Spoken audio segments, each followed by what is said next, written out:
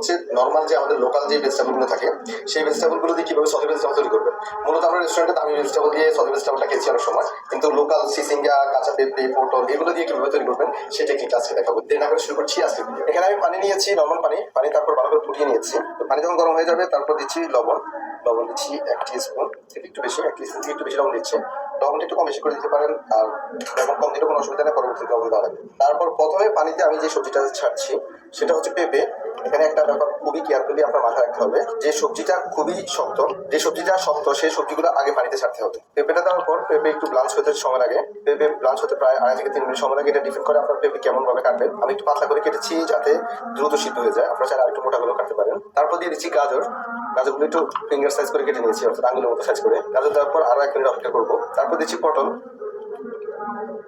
এবং মূলা। অনেকে হাসতে পারেন যে মূলাও এখানে, আসলে আমি এই সবজিটা লোকাল সবজিগুলো দিয়ে, যেগুলো সচরাচর অ্যাভেলেবেল পাওয়া যায়, সেই সবজিগুলো দিয়ে আমি আপনাদের দেখাচ্ছি। এখান থেকে আপনারা যে সবজিটা পছন্দ করেন না বা যেটা অনেকের অ্যালার্জি থাকে যে সবজিতে, সেই সবজিটা অ্যাভয়েড করতে পারেন।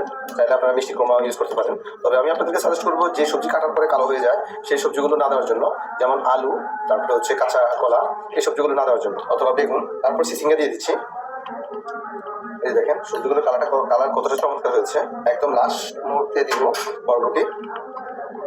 সবজির কালার দেখে খেতে ভালো চাইবে, চমৎকার কালার। এখন যে ব্যাপারটা একটু মজার ব্যাপার সেটা হচ্ছে অনেকেই এই সবজি একেবারে সিদ্ধ বেশি করে ফেলেন, তখন সবজির যে গুণাবলী সেটা থাকে না। এটা মূলত ব্লাঞ্চ করার মানে হচ্ছে সবজিতে যে কষটা থাকে সেই কষ দূর করে একটু হালকা সিদ্ধ করে নেওয়া, তাহলে সবজির যে প্রপার গুণাবলী সেগুলো থাকবে। আমার ব্লাঞ্চ করা শেষ। বরবটি দেওয়ার পর ম্যাক্সিমাম 10 থেকে 15 সেকেন্ড অপেক্ষা করবেন। তারপর সবজিগুলো তুলে একদম ঠান্ডা পানিতে ছাড়বেন।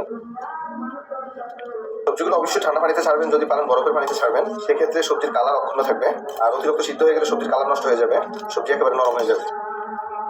এখন ভালোভাবে একটু সবজিটা ঠান্ডা করে নিচ্ছি, তারপর সতে করবেন কিভাবে সেটা দেখাচ্ছি। প্রথমে আমি একটি ফ্রাই প্যানে একটু অলিভ অয়েল নিয়ে নিচ্ছি। আপনারা চাইলে সয়াবিন তেল দিতে পারেন, তবে আমি আপনাদেরকে সাজেস্ট করবো অলিভ অয়েল দেওয়ার জন্য। তারপর দিয়ে দিচ্ছি বাটারের সাথে দিয়ে দিচ্ছি 1 টেবিল স্পুনের মতো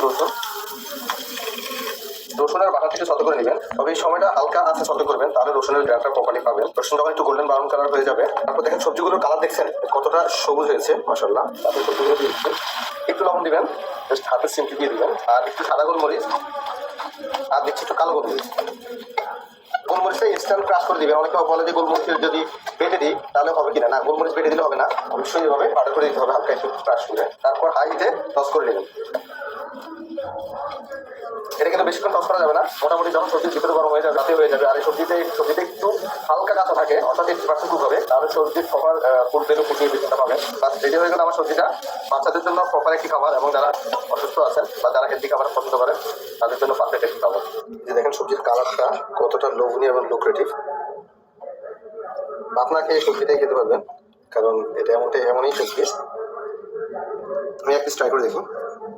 অনেকেই রেসিপি চেয়েছেন মেসেঞ্জারে, তার কারণে আজকে রেসিপিটা শেয়ার করা। যদি ভিডিও আরো একবার দেওয়া আছে, তবে সেটা একটু দামি সবজি দিয়ে, আর আজকে যেটা দিয়েছে এটা কম দামি বা লোকাল সবজি যেগুলো পাওয়া যায় ওগুলো দিয়ে। তো ট্রাই করে দেখি। বিসমিল্লাহ।